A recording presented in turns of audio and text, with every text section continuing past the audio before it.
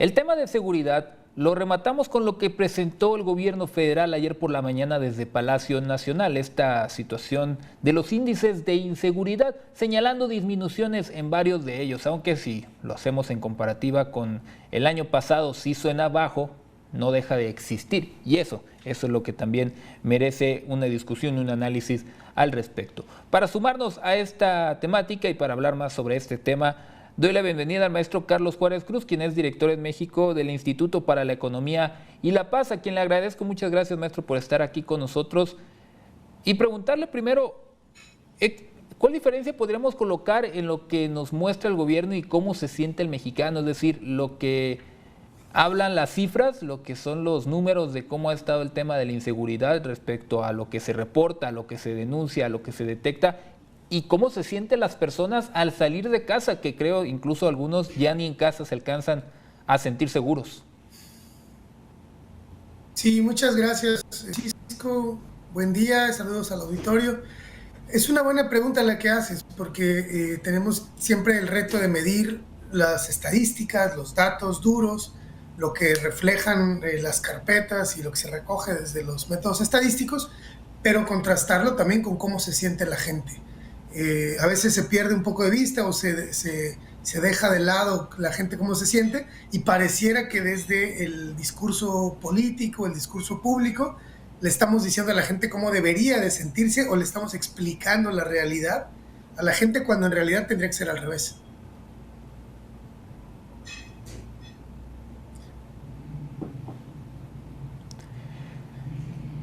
De lo que nos indica justamente el gobierno federal, y ayer nos mostraba, y también nosotros tenemos acá la pieza que teníamos antes de irnos a corte, habla, por ejemplo, que los delitos dolosos han disminuido.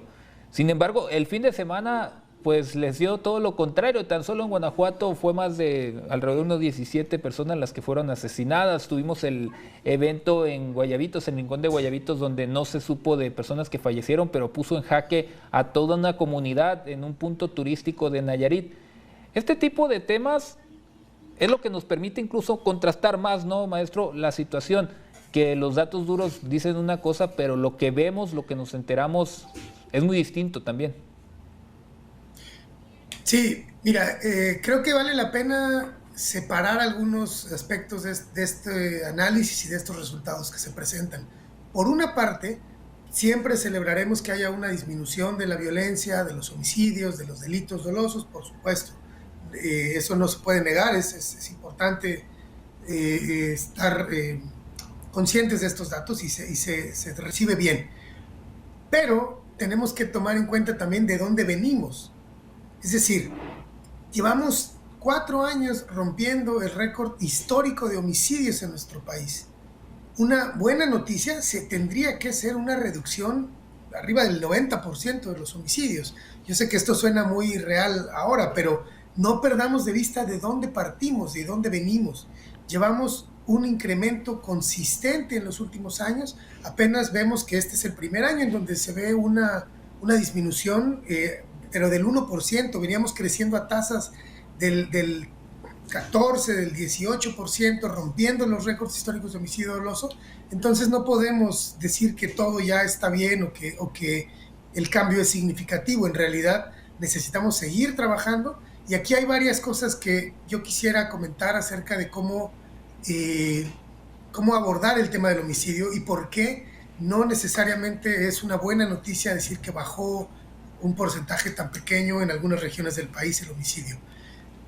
No investigamos los homicidios, tenemos una altísima impunidad en nuestro país de más del 90% a nivel nacional. En algunos estados la impunidad sobre homicidios dolosos es arriba del 98%. Es decir, de cada 100 homicidios, 98 no se investigan, no se hace justicia, no se encuentran los culpables.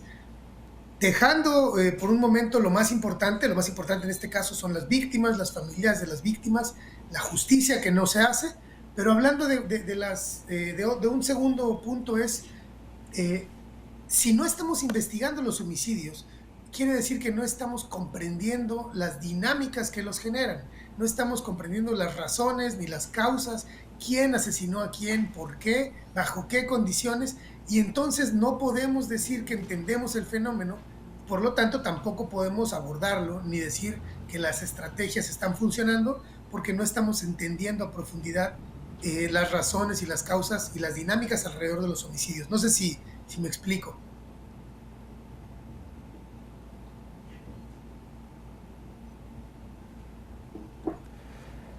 Dentro de lo que también escuchamos de esta presentación, pues mucho cuenta, me parece, maestro, la denuncia de los hechos y de los casos.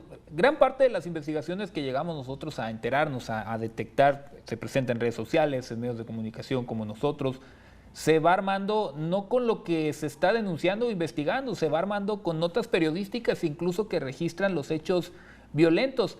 ¿Hasta dónde podríamos decir que es confiable lo que puede presentar un gobierno, llámese federal, estatales, que también a veces buscan encumbrar los números cuando la realidad y percepción es otra? ¿Hasta dónde hay que tener confianza en estas cifras que arrojan, considerando que no todo se denuncia y no todo tampoco se registra ante la autoridad? Sí, mira, nosotros en el índice de paz que publicamos cada año tratamos de hacer un ajuste para esta cifra, le llaman cifra negra o falta de denuncia, ¿no? El subregistro de algunos delitos. Hay delitos que tienen un mayor subregistro, como delitos sexuales, relacionados con secuestro o algunos relacionados con crimen organizado. No es el caso de que haya, del homicidio doloso. Creo que en el homicidio doloso no hay un subregistro tan alto como en otros delitos, pero, pero tenemos que interpretarlo con cautela. No diría que las cifras están mal, pero diría que el análisis detrás de las cifras nos queda mucho a deber.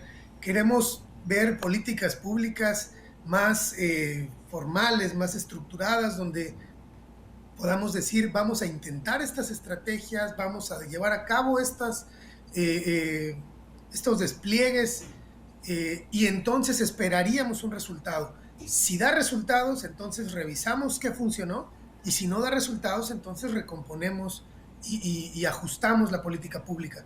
Pero esto no lo vemos. Lo que estamos viendo es que el fenómeno delictivo, y en específico los homicidios, van migrando de una región a otra. Ahora está hiperconcentrado en el centro, pero en otra época estuvo concentrado en el sur, en la Riviera Maya, en el norte. Va moviéndose, y lo que sabemos apenas es que estos cambios de tendencia, estos cambios de territorio, obedecen a muchos factores. El homicidio es multifactorial, tiene que ver con causas incluso internacionales, con los mercados de drogas ilegales en Estados Unidos, con el cierre de algunas fronteras, con la pandemia, hay una reconfiguración, con los precios internacionales de las drogas, con el cambio de un mando un mando militar, con el cambio de una administración de gobierno. Es decir, hay muchísimos aspectos que tienen que ver con el homicidio y no se están analizando lo suficiente. No se pueden analizar con tasas de impunidad arriba del 90%. Quiere decir que no estamos entendiendo prácticamente nada acerca del homicidio. Si no empezamos a fortalecer aspectos más allá de la policía, más allá de la persecución directa de los delincuentes, y empezamos a apoyarnos en estrategias de inteligencia, de análisis de datos, a fortalecer el sistema de justicia desde la parte de las fiscalías, las procuradurías, y se va abordando este problema de un enfoque sistémico. Eso es lo que yo quisiera como dejar una reflexión. Necesitamos abordar este fenómeno desde una mirada sistémica, compleja, donde se incorporen todos los actores y todas las perspectivas.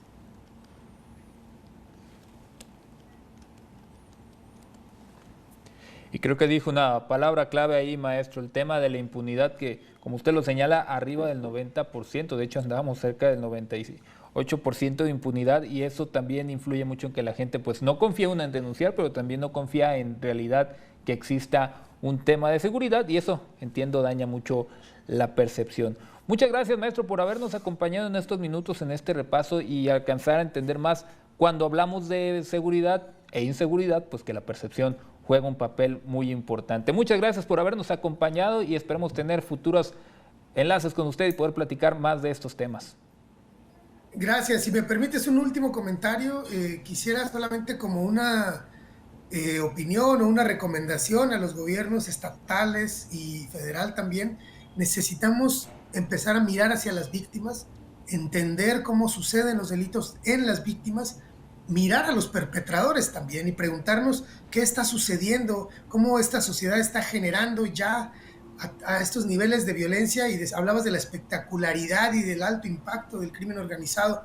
Tiene mucho que ver con esto también, pero tiene que ver con que no estamos comprendiendo las causas culturales, las causas sociales de estos fenómenos.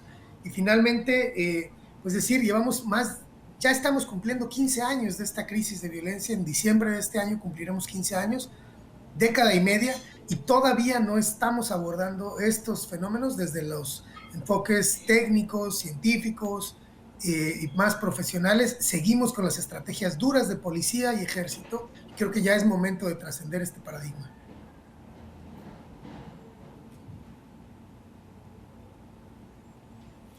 Deja un mensaje y una reflexión importantísimo, sobre todo para lo que es los gobiernos estatales, como usted señala, que deben empezar a voltear también a otros factores que hasta el momento parece que se escapaban. Muchas gracias. Excelente martes para usted, maestro.